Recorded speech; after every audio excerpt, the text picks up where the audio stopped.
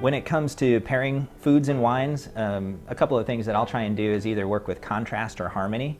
I'll try and think of a wine that really complements whatever the meal is.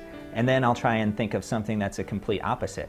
And then sometimes it's okay to try both and you can see what works. One thing about pairing food and wine, or doing anything with food and wine, is just be comfortable with failing. That's sort of the point of vintage to a certain extent, is that food and wine can be a little elitist and people pretend to be experts, but in the end, a lot of them are just like Bruno, who are flawed individuals who have opinions. So I think we should all kind of indulge that side of ourselves and try to experiment and not be afraid to fail some of the time.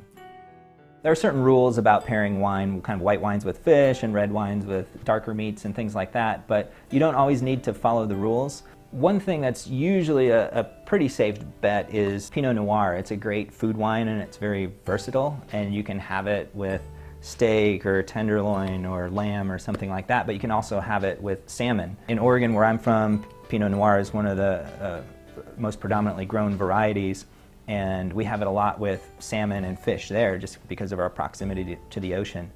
But it goes equally well with steak and beef. So Pinot Noir is usually a pretty safe bet no matter what you're having.